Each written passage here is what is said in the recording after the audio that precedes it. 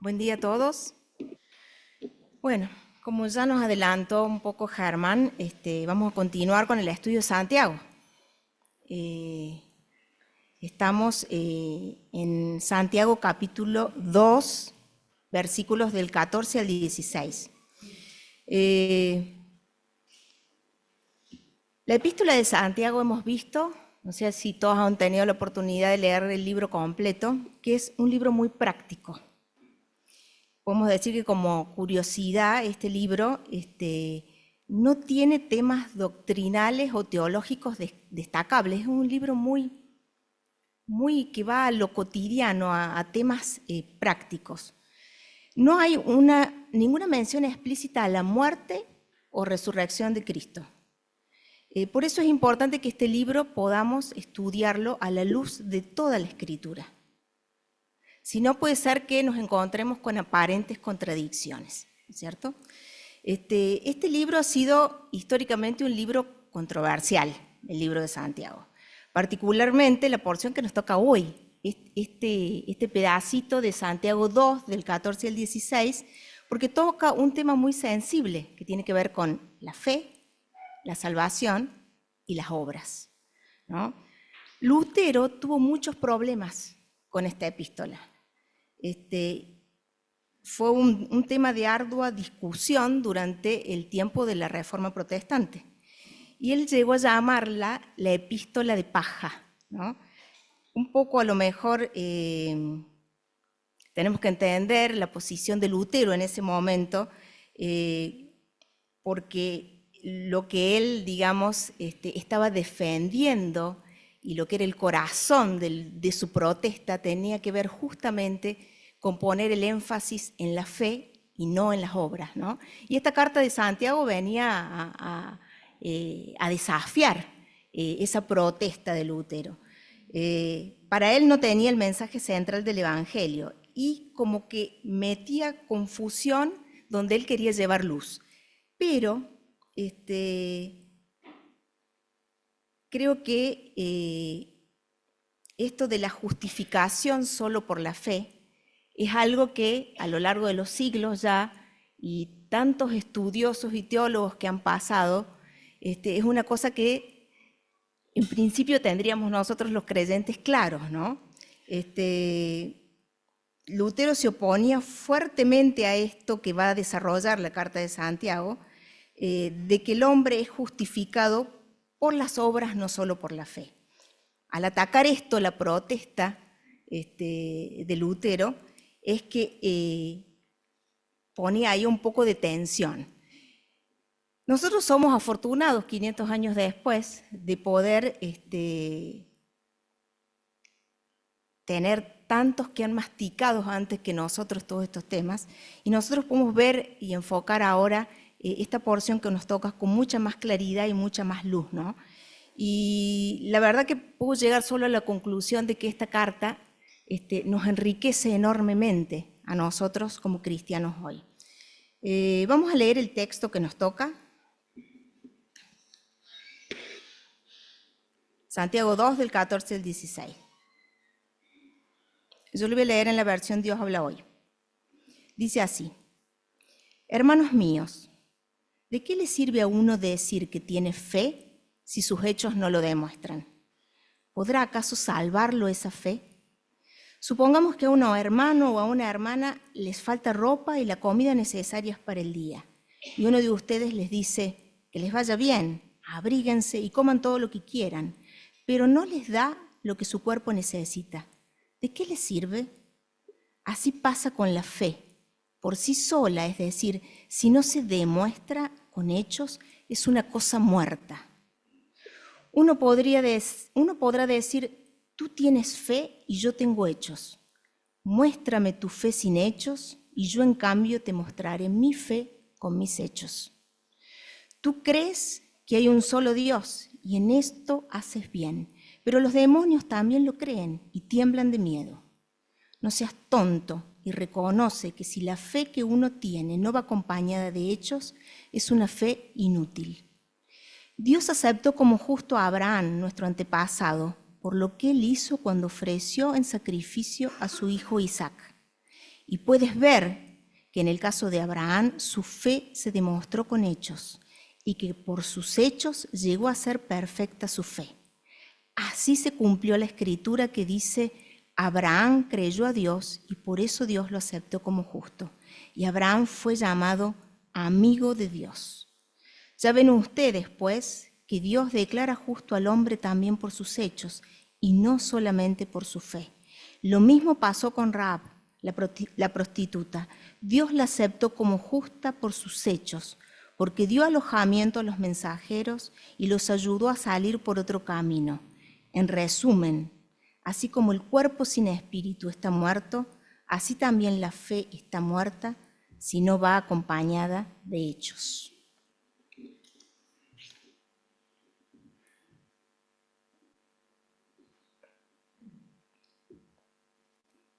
Si leemos las epístolas romanas, es como que encontramos una aparente contradicción entre esto que está diciendo Santiago y lo que Pablo ha escrito, ¿no? Que es todo lo que Lutero utilizó como base para hacer su defensa de que somos justificados solo por la fe. Todo lo que hoy nos explicó Leo es el corazón del Evangelio en el que nosotros creemos. Y era lo que estaba en juego acá.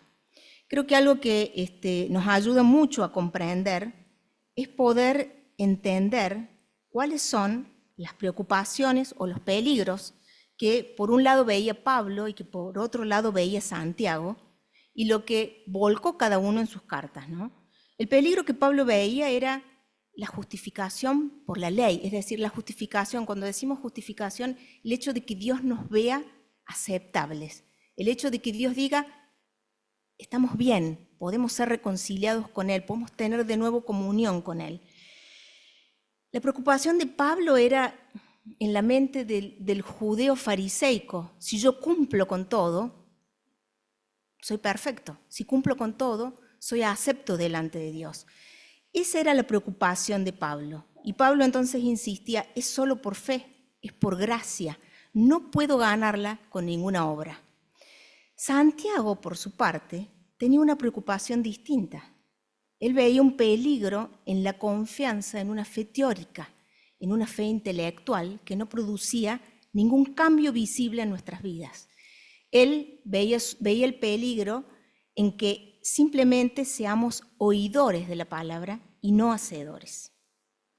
Entonces, creo que algo importante para seguir adelante con el análisis del texto es que veamos que el contraste o lo importante que Santiago nos está trayendo sobre la mesa no es el tema fe versus obras, sino fe muerta versus fe viva.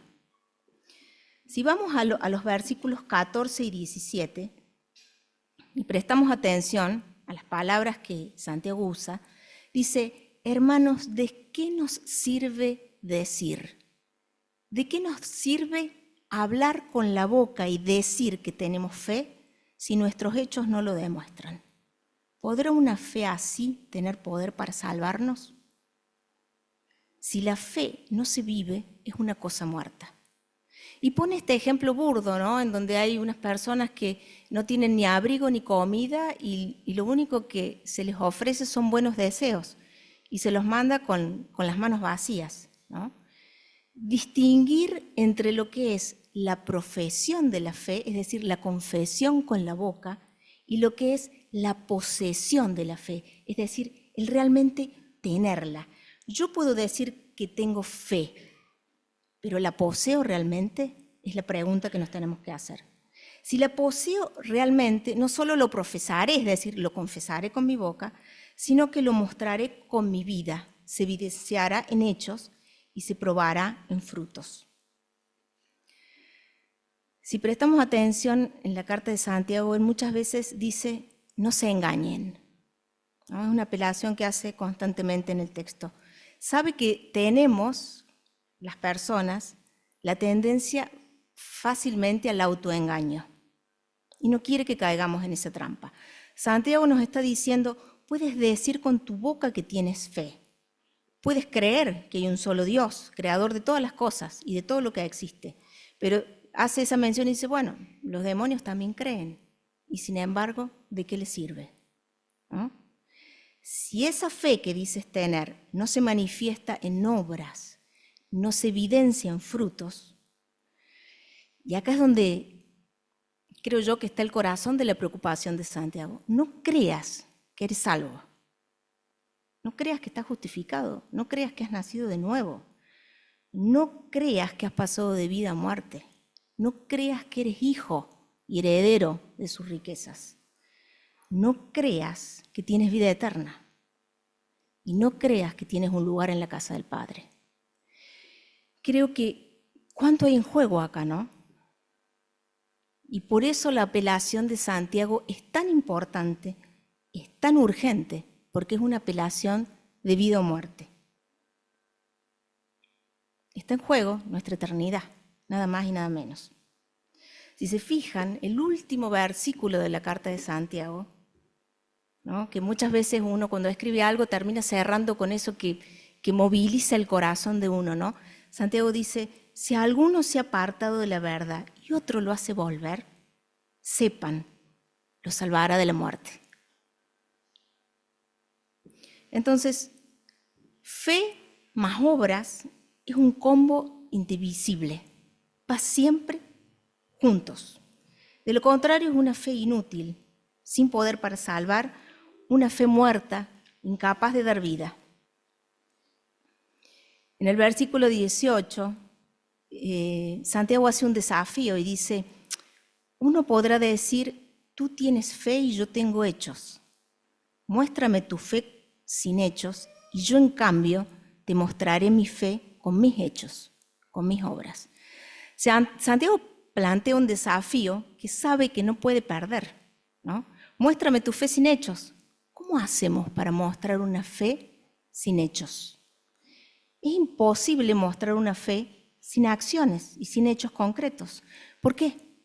Porque la fe es algo invisible. No puedo meter la mano en el bolsillo, sacarla y decir, acá está mi fe, te la muestro.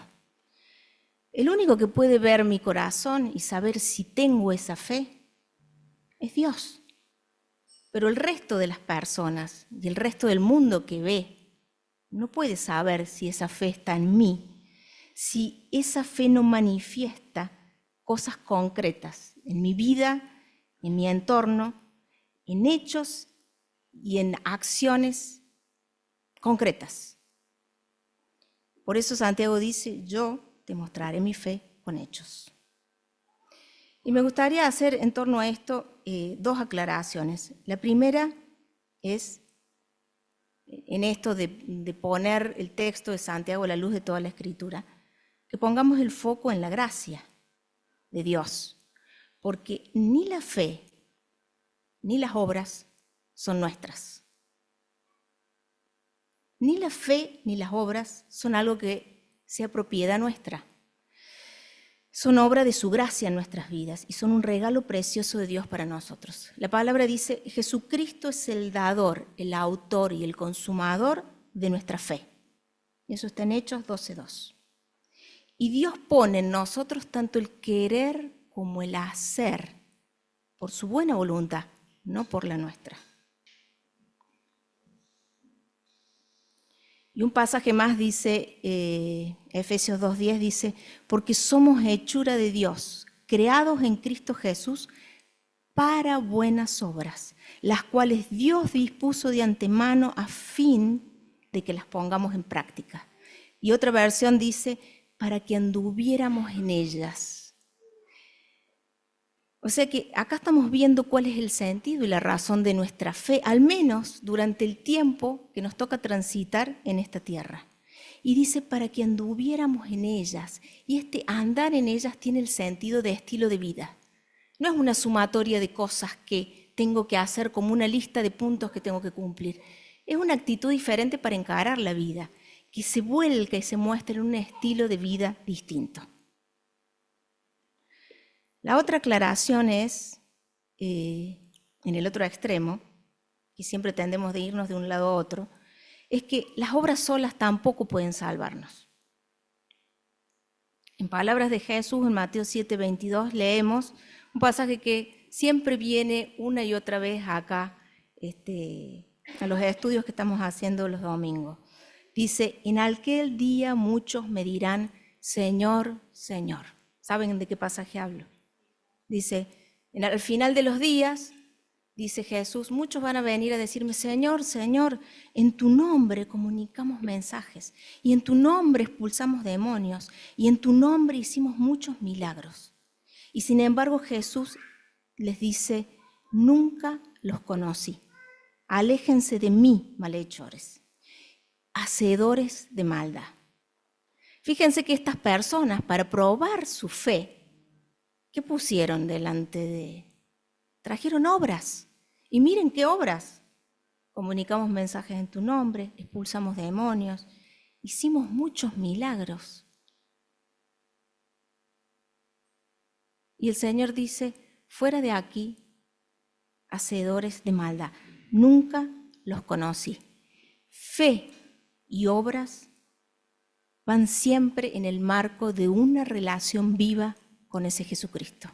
Que Jesús nos conozca y que nosotros los conozcamos a Él es que nosotros tengamos una relación viva con ese Dios, con el Padre, con el Hijo y con el Espíritu Santo. Por eso Santiago pone, yo pienso, un ejemplo tan clave como el de Abraham, porque Abraham fue llamado amigo de Dios, porque él tenía esa relación. Y todo lo que pasó por su vida pasó por esa fe viva. Y todo lo que él llegó a hacer y manifestar con hechos estaba anclado en que él primeramente había creído. Dice el versículo 21 del texto que nos toca, dice, Dios aceptó como justo a Abraham, nuestro antepasado, por lo que él hizo, cuando ofreció en sacrificio a su hijo Isaac. Y puedes ver que en el caso de Abraham su fe se demostró con hechos y que por sus hechos llegó a ser su fe perfecta. Así se cumplió la escritura que dice, Abraham creyó a Dios y por eso, no por sus obras, Dios lo aceptó como justo. Y Abraham fue llamado amigo de Dios. Abraham pudo hacer lo que hizo porque tenía una relación viva con Dios y porque primero había creído a Dios. Su fe tenía contenido. Dios le había dado contenido a su fe. Le había dicho en qué tenía que creer. Él tenía las promesas. Ahora, yo me pregunto, ¿necesitaba Abraham o necesitamos nosotros hacer perfecta una fe cuyo dador y consumador es Jesucristo mismo? Porque el texto de Santiago nos dice eso, que Abraham hizo perfecta su fe en el momento que él entregó en sacrificio a su hijo Isaac, por un hecho.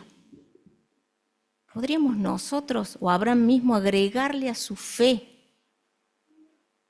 cuyo autor es Jesucristo, algo para hacerla perfecta?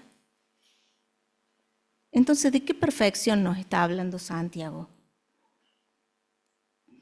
Creo que cuando Santiago habla de perfección o cuando pensamos en la palabra perfección, tenemos que pensar en algo completo, algo que no le falta nada, que cierra de manera exacta, que cumple con su razón de ser y que alcanza su máxima expresión. Porque esta es la razón de nuestra fe, que durante nuestro tiempo andemos en esas obras que el Señor de antemano ha dispuesto para nosotros. Y creo que las obras, y en el caso concreto de Abraham, hacen su fe perfecta porque dan testimonio de lo que él ha creído, porque dan gloria, honor y honra a ese Dios en el cual él ha creído. Y además, ese hecho concreto de Abraham llevando a Isaac, ¿no? Nosotros somos observadores de ese hecho, nosotros asistimos a ese episodio de su vida, nosotros lo hacemos a través de la palabra, él lo tuvo que hacer en su carne propia, pero le fue necesario, ¿no? Nosotros sabemos que todo comienza con el nuevo nacimiento, con el momento ese en el que nosotros creemos y depositamos nuestra confianza en la palabra, en lo que Dios nos dice. Cuando depositamos nuestra confianza en la obra de Jesucristo por nosotros en la cruz.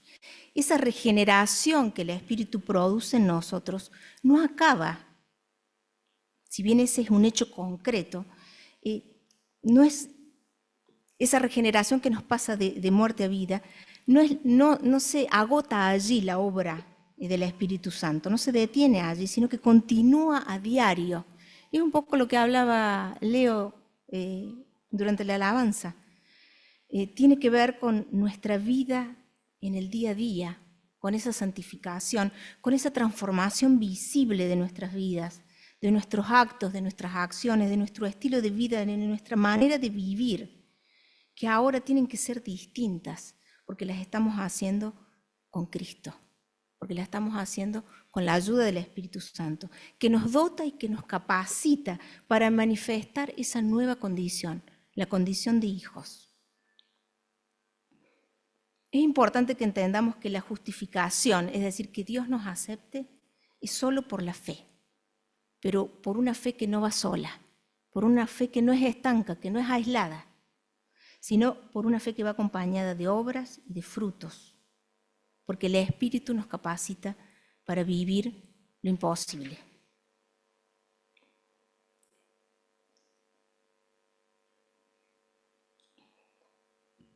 Es imposible, inevitable, pensar lo que llegó a hacer Abraham, ¿no? Yo creo que yo no podría hacer nunca lo que hizo Abraham, ¿no? Sacar el coraje, la fuerza para no demorar más que una noche y levantarse temprano, agarrar a su hijo, su único hijo, su hijo de la promesa, y hacer lo que Dios le estaba pidiendo, ¿no? Es imposible de Abraham. ¿No habrá pensado él también para sí mismo, Señor, lo que me estás pidiendo es imposible de hacer?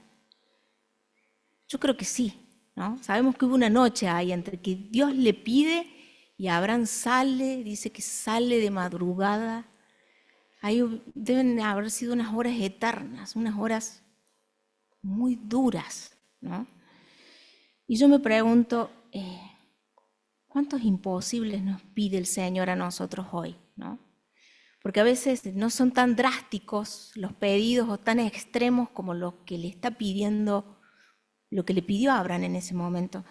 Pero siempre hay imposibles que detienen de alguna manera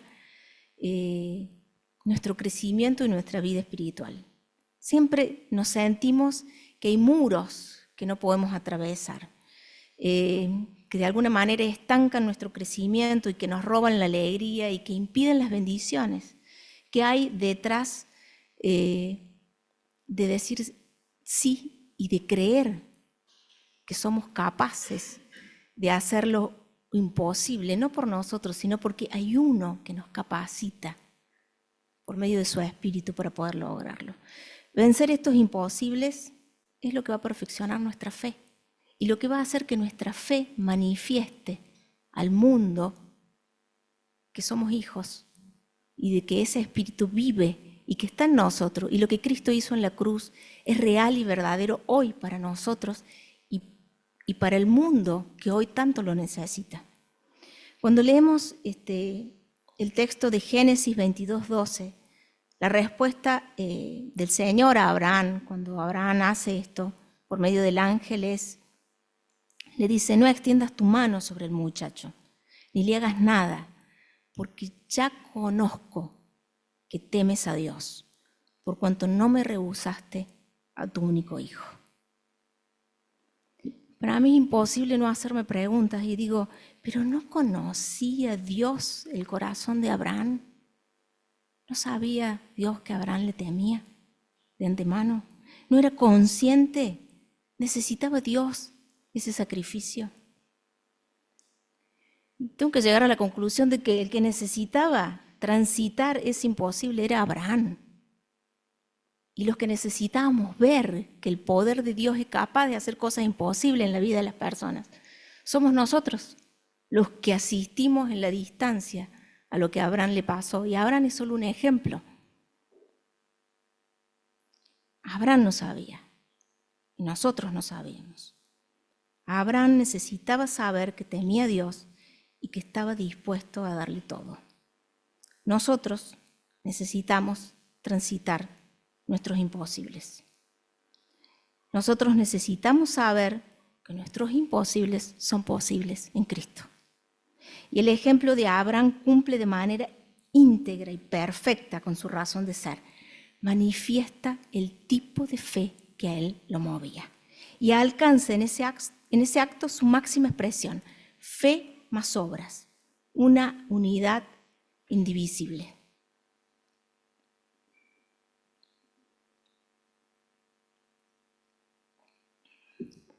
A la historia de Isaac la leemos en Génesis 22, cuando Abraham ya había transitado muchas cosas antes.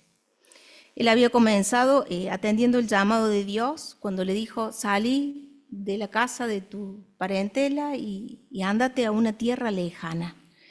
Él habitó como extranjero en una tierra que Dios le había prometido, pero que no le dio a él, ¿no? Y en el medio le pasaron cosas.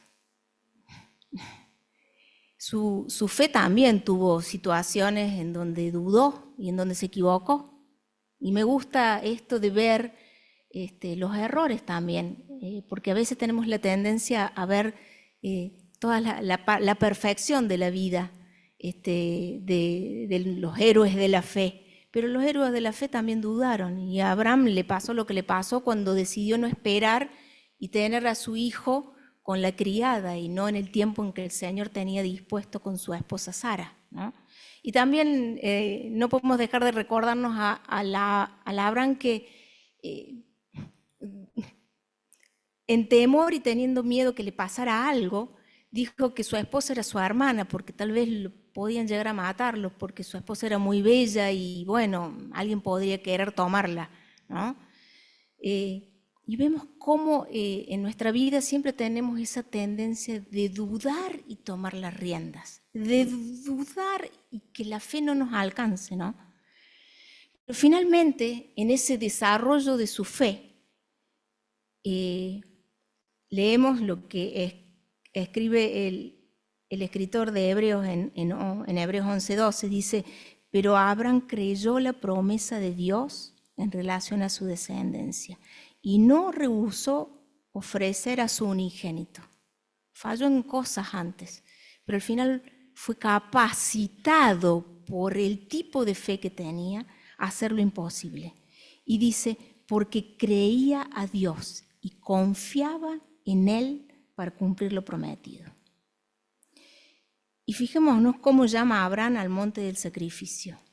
A ese lugar Abraham le puso el nombre del Señor proveerá. Ese nombre refiere mucho más que el carnero enredado entre esos arbustos que el Señor proveyó para que Abraham pudiera hacer el sacrificio al Señor, ¿no? ¿Creemos nosotros que el Señor proveerá lo que necesitamos para vencer nuestros imposibles? ¿Creemos nosotros que el Señor proveerá todo lo que creemos que nos va a faltar y todo lo que nos aterra cuando nos vemos enfrentados con esos imposibles? ¿Es nuestra fe lo suficientemente viva y poderosa?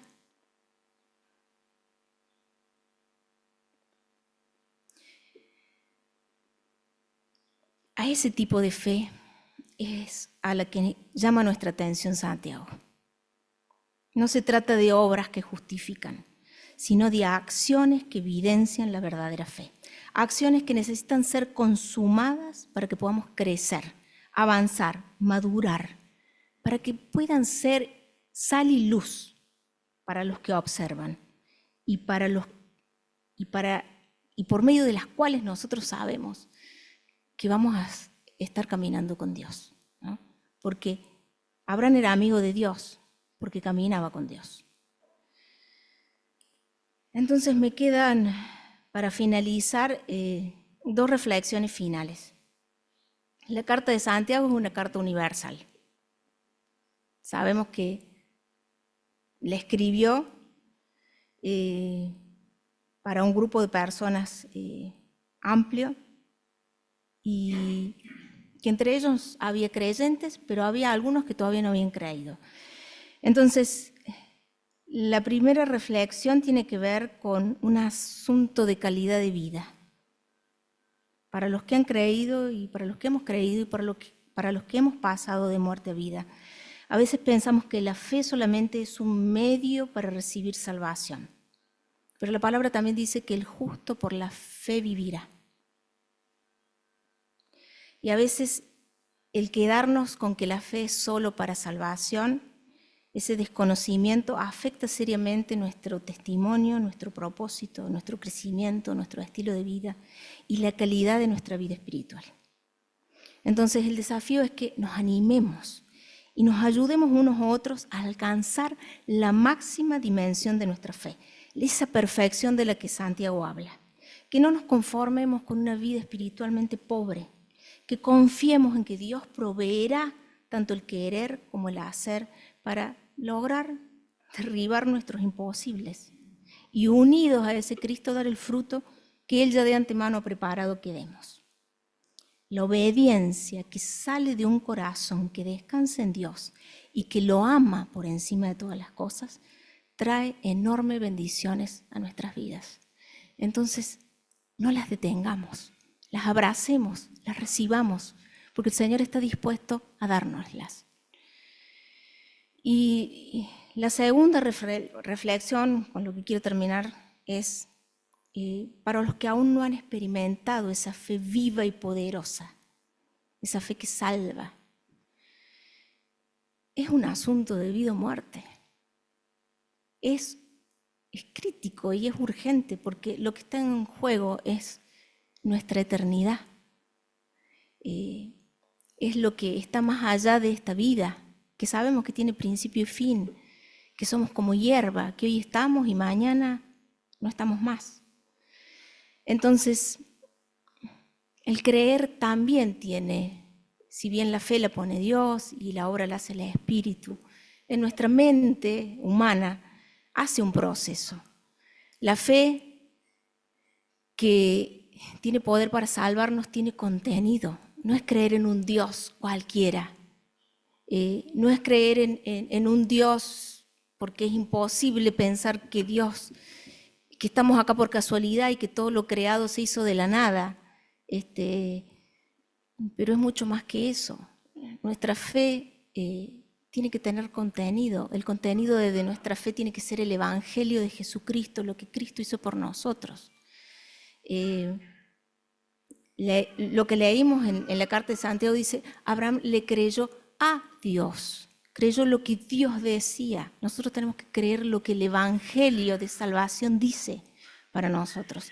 Y tenemos que sentir esas verdades, es decir, creer que esas verdades realmente son las únicas, ¿no? Y el último paso es el paso de la entrega total, es el paso de la confianza, es el paso de ir a esa verdad sin reservas, es el paso de hacerla personal, ¿no? Y es todo lo que Leo habló al principio. Jesús murió por nosotros y por eso tenemos hoy lo que hacemos los días que tenemos la cena del Señor, en donde compartimos el pan y el vino, recordamos lo que Jesús hizo por nosotros. Estábamos muertos en delitos y pecados, estábamos muertos, incapacitados de restablecer una relación con ese Dios, fuera de su gracia y fuera de la posibilidad de tener un vínculo y una relación con ese Dios vivo. Jesús vino a darle solución a ese problema y su muerte en la cruz, la muerte de un hombre que fue obediente, un hombre que era Dios y que fue obediente hasta el fin, sin pecado alguno, con su sangre pagó la deuda y compró nuestra libertad. Y por ella es que nosotros tenemos la posibilidad de tener todas estas cosas de las que hablábamos antes. Vida eterna, salvación, un lugar en la casa del Padre, ¿no? Y la posibilidad de vencer todos nuestros imposibles. Entonces, pidámosle eso al Señor. El Señor sabe en dónde está cada uno, hasta qué lugar hemos avanzado en ese camino, y quiere que continuemos. Así que no desoyamos este desafío. No hagamos como dice Santiago, que nos miramos en el espejo y después nos vamos y nos olvidamos lo que hemos visto y lo que hemos escuchado. Sabemos que hay cosas que el Señor nos pide y nos está desafiando a ellas. Entonces, las escuchemos y las abracemos, porque ahí hay bendición y hay vida. Eso es todo. Gracias.